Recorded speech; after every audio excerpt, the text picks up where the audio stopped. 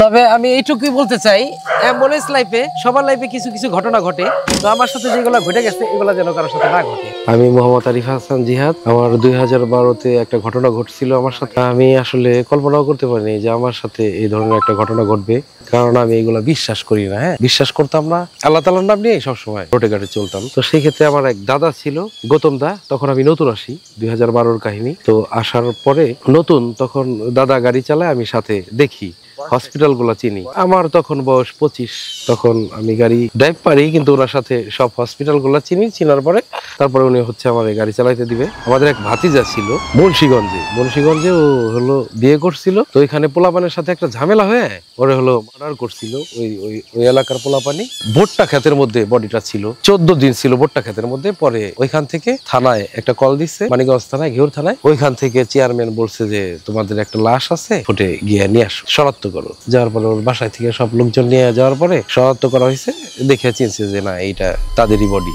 আমরা বডিটা নিয়ে আসতে লাগছি আপনার হচ্ছে মিটফুট থেকে। মিটফুটের ইয়াতে ছিল, কি বল, লাশ কাটা ঘরের মধ্যে ছিল, মর্গে ছিল। ওইখানে দেখেই তো আমার অবস্থা খারাপ। মানে লাশের বিবরণটা হচ্ছে মাথাটা লম্বা হয়ে গেছিল, গামছা দিয়ে পেঁচানো ছিল। তো আর বডিটা 14 দিন ছিল ভুট্টা ক্ষেতের মধ্যে। তো বডিটা দেখেই তো আমি আতঙ্ক, আল্লাহ আমি কি দেখলাম, গেছে একেবারে দুর্গন্ধ, লাশটার বিচ্ছিরি চেহারা হয়ে গেছে। ঠিক আছে, ওরা চিনাই যেতেছে না যেটা যে বরকত। ওই লাশটা দেখার পর থেকেই আমার আতঙ্ক শুরু হয়ে গেছে। আর এর মধ্যে সন্ধ্যা টাইম চলে আসতেছে, আমি তো ভয়ে, মানে তখন থেকে আমার ভয় শুরু হয়ে গেছে। তো দাদা বললো যে তাহলে আরিফ গাড়িটা চালাও। আমি বললাম যে না, আমি তো আসলে লাশ নিয়ে কখনো গাড়ি চালাই নাই। তো দাদা আপনি চালান, আমি বাম পাশে বসি। তো গন্ধ, বিচ্ছিরি গন্ধ, গন্ধে গাড়ির মধ্যে থাকাই যাইতেছে না, এমন একটা অবস্থা, বাজে গন্ধ। আর পচা রক্তগুলা গাড়ির মধ্যে একেবারে মিক্সড হয়ে গেছে। আমি, আমার গামছা ছিল মুখের মধ্যে, গন্ধের কারণে মুখের মধ্যে নাক টাক একেবারে বাইরে রাখছি। একটা পাউডার কিনছিলাম, সেই পাউডারটা আমি মুখের মধ্যে দিয়ে লাগায় রাখছিলাম। এরপরে ওই গাবতুলি দিয়ে আসতেছি, আসার পথে মোটামুটি আমরা গোলরা চলে আসছি। এর মধ্যে দাদা বলতেছে যে আরিফ এখন তুই গাড়িটা চালা। তো আমি বললাম যে দাদা কি সমস্যা, আপনার কি সমস্যা হইতেছে? তখন রাত প্রায় 9টা-10টার মতো। একটা ব্যাপার হচ্ছে, মিটফুট থেকে যখন আমরা আসলাম তখনই বৃষ্টি শুরু হয়েছে, ঝিমঝিম বৃষ্টি। এইদিকে গাড়ির মধ্যে বিচ্ছিরি গন্ধ, থাকা যাইতেছে না, এর মধ্যে আবার বৃষ্টি, গ্লাস ট্লাস লাগাই দিতে হইতেছে। মানে কি যে একটা যন্ত্রের মধ্যে পড়ে গেলাম। একদিকে ভয় কাজ করে, আর একদিকে গন্ধ, মানে কি কোনটা রেখে যে কোনটা কি করব বুঝে উঠতে পারতেছিলাম না। এরপর আসতেছি, আসার পরে আপনার মাঝ পথে দাদা বললো যে, আমি দেখলাম দাদা কেমন জানি গাড়িটা ঠিকঠাক মতো চালাইতে পারতেছে না, গাড়িটাও কেমন যেন ভার কেমন যেন লাগতেছে। গাড়ির মধ্যে একটা আতঙ্ক সৃষ্টি হয়ে গেল কেমন যেন। এদিকে বাইরে বৃষ্টি, ঝিমঝিম বৃষ্টি, সবাই কেমন জানি একটা মানে ভয় কাজ করতেছে প্রচন্ড। এর মধ্যে আমরা আসতেছিলাম, যাওয়ার সময় যেভাবে গেছিলাম, আসার সময় গাড়িটা ওইভাবে চলতেছে না, কেমন যেন একটা ভার হয়ে গেল গাড়িটা। সবার মধ্যে কেমন যেন একটা ভয় কাজ করতেছে। আমি এগুলা বিশ্বাস করি না। আল্লাহ বিল্লাহ করতে করতে বইটা গিয়ে নালিবাজারে নামায় আসলাম। নামায় আসার পর এরপরে হসপিটাল আসলাম। হসপিটাল আসার সাথে সাথেই একটা শিশু বাচ্চা নিয়ে যেতে হবে শিশু হসপিটালে। সেই পেশেন্টটা নিয়ে গেলাম আমরা শিশু হসপিটালে। আসার পথে দাদা তো ক্লান্ত, একেবারে ক্লান্ত। দাদা বলতেছে আরিফ আমার তো খুব খারাপ লাগতেছে। আমিও দেখলাম দাদা কেমন জানি গাড়িটা ঠিক মতো চালাইতে পারতেছে না। তখনও বৃষ্টি থামে নাই, বৃষ্টি আরো জোরে জোরে আসতেছে, গাড়ির মধ্যে গন্ধ, থাকা যায় না। তো দাদা গাড়ি চালাইতেছে, দাদা কেমন যেন মানে একটা ভাব, বুঝতেছি না, ভয় কাজ করতেছে। দাদার মধ্যে ভয় কাজ করতেছে, আমার মধ্যে ভয় কাজ করতেছে। তো ব্রেকটা কেমন যেন মারে উল্টা পাল্টা। পরে আমি দাদারে বললাম, দাদা আপনি কি ক্লান্ত হয়ে গেছেন? আপনি এমন করতেছেন কেন? না হলে আপনি বাম পাশে বসেন, আমি গাড়িটা ড্রাইভ করি। এরপরে দাদা বললো ঠিক আছে। তো আমি চালাইতেছি, এর মধ্যে বিচ্ছিরি গন্ধ, থাকা যায় না গাড়ির মধ্যে। ডাইন পাশের যে গ্লাসটা ছিল, সাইড গ্লাস, সেই সাইড গ্লাসটা নামাইছি, একটু নামাই কিছু দূর আসছি। এদিকে দাদা, তখন একটু বৃষ্টি কম ছিল, তো দাদা তো বাম পাশে ঘুমায় পড়ছে। রাত তখন আনুমানিক 12টা বাজে। তখন আসতেছি, এরিয়াটা হচ্ছে আপনার ওই যে জাগির ব্রিজের আগে। গোলরা পার হয়েছি পরেই আমার ব্রেকটা মানে কেমন যেন অ্যাকুরেট মারতে পারতেছি না। আটকা মারে ব্রেকটা। তো আমার ভিতরে তো কেমন যেন একটা ভয় কাজ শুরু হয়ে গেল। আগে থেকেই ভয় পাইছিলাম।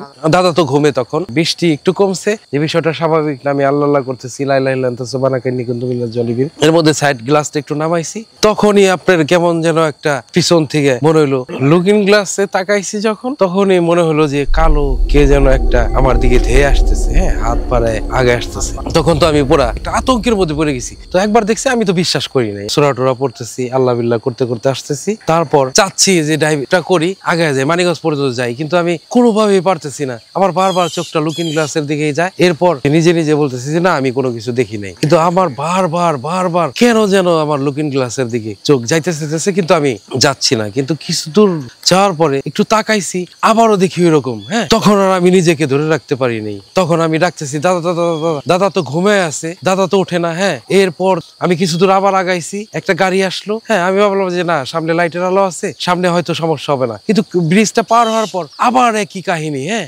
আবার সাইডের দিকে তাকাইছি, ওই রকমই কাহিনী। পরে আবার দাদারে ডাকছি, দাদা দাদা দাদা দাদা। পরে আমি সেন্সলেস হয়ে গেছি। এরপর দেখি আমি সদর হসপিটাল। দাদাই আমার জিজ্ঞেস করলো আসলে কি হয়েছিল নারী। পরে আমি বললাম যে দাদা, আমার সাথে এই কাহিনী ঘটে গেছে। আমি তো বিশ্বাসই করতে পারি না। দাদা বললো যে এইগুলো আসলে ঘটে অ্যাম্বুলেন্স লাইনে, এটা কোনো ব্যাপার না, আল্লাহ বিল্লাহ করা, সব ঠিক হয়ে যাবে। তারপরে আমি 5-6 মাস গাড়ি চালাই নাই। এখন আমরা চালাইতে ভয় পাইতে স্বাভাবিক হয়ে গেছি। এখন আমাদের আতঙ্ক কাজটা করে না, কিন্তু মাঝে মধ্যে ভয় আমরা পাই, এখনো ভয় পাই। ভয় সবাই পায়। অ্যাম্বুলেন্স যারা চালাবে এরা ভয়ের মধ্যে থাকবেই, কোনো মিস নাই। হয়তো 2 দিন আগে হোক 2 দিন পরে হোক, তাদের মধ্যে একটা আতঙ্ক বিরাজ করবে। আর এইটা যদি কেউ মনে করে যে গল্প, এটা কোনো গল্প না, এটা আমার বাস্তব লাইফের একটা কাহিনী। আমি আজকে বললাম আপনাদের মাঝে। আমি কখনো এটা কারোর সাথে শেয়ার করি নাই। আমার বন্ধু বান্ধব যারা আছে এরা জানে এসব কাহিনী ঘটে যায়। একমাত্র অ্যাম্বুলেন্স ড্রাইভাররাই বলতে পারবে তারা কতবার ভয় পাইছে। আমরা আমাদের ভয় পাইতে করে যেটা কেমন যেন শক্ত হয়ে গেছে। আমি আসতেছিলাম, আসার সময় এই যে সাইড লুকিং গ্লাসে এইখান দিয়ে আমি যখন ফলো করলাম, দেখলাম আমার পিছনে থেকে কে যেন এইভাবে ঠিক আছে, চুল বড় বড় এইভাবে বলতেছে, এই শুধু এইভাবে আসতেছে। আমি তো তখনই ভয়ে আমি অজ্ঞান হয়ে গেছিলাম। তারপরে 15-20 মিনিটের মতো আমার জ্ঞান ছিল না। সদর হসপিটালে নিয়ে আসলো দাদা। আনার পরে আমি বিগত 6 মাস আর অ্যাম্বুলেন্স চালাইনি। আসলে অ্যাম্বুলেন্স যারা ড্রাইভ করে এদের সাথে কোনো কিছু ঘটে নাই এটা বললে টোটালি ভুল হবে। সবার লাইফে কিছু না কিছু ঘটে গেছে, ঠিক আছে, সেটা ভৌতিক হোক, নিজে থেকেই হোক। এরকম কাহিনী আমার একাধিকবার হয়েছে। হ্যাঁ, আমার সাথে একাধিকবার হয়েছে। আমাদের অ্যাম্বুলেন্স লাইফে ভয় পায় নাই এমন কোনো মানুষ নাই যে সে ভয় পায় না। এই যে কাটাগড়, তো 2012-র দিকে আমরা এদিকে যখন আসতাম, এই দিক থেকে গাড়ির মাথাটা ওইদিকে দিয়ে, এই দিক থেকে পিছলাটা দিয়ে এদিকে বরাবর টান দিতাম। আমরা কখনো পিছনের দিকে তাকাইতাম না। এতটাই জঙ্গল ছিল, এদিকে গাছপালা সব নামানো ছিল। আমরা মনে করতাম যে সব বুত মনে এই দিক দিয়েই থাকে। হ্যাঁ, তো এত সচল ছিল না। এখন যে সচলটা, 12টা-1টা পর্যন্ত গাছগুলো এই পাশে ঝিমঝিম করতো। হ্যাঁ, মানে এই দিকে আমরা কেউ আসতাম না, ভুলেও কেউ আসতাম না। যদি আমরা আসতামও তাইলে কাউরে নিয়ে আসতাম। ওইখান থেকে কাউরে বলতাম যে রাত্রে তোরে খাওয়াবো, চল চা খাওয়াবো, অন্য কিছু খাওয়াবো, এগুলা বলে গাড়ি ঘুরাইতে আসতাম। একা কখনো এইদিকে আসি নাই। এই যে এইখানে একটা বট গাছ আছে, ওইখানে হলো একটা কুয়া আছে। এই যে কুয়াটা, আমরা তখন মনে করতাম যে এইখানে লাশ ফালায় রাখতো, পুরাটা কুয়া। হ্যাঁ, তো আমরা ভাবতাম এই কুয়ার মধ্যে লাশ ফালায় রাখতো। এই কারণে আমরা এইদিকে আসতাম না, ভয় পাইতাম। ও আমার শরীরে ঘুরে বেড়ায়। রহস্যময় এমন অনেক ঘটনা পৃথিবীতে ঘটে, যার ব্যাখ্যা বিজ্ঞান দিতে পারে না। তোমরা কারা যাচ্ছ? আমাদের উঠাও। অবিশ্বাস্য এমন গল্প শুনতে চায় চলতি গল্প বলতে আমাদের সাথে যোগাযোগ করুন। 1 বার, 2 বার, 3 বার। ফোন 09611027598 অথবা ফেসবুকে ইনবক্স করুন।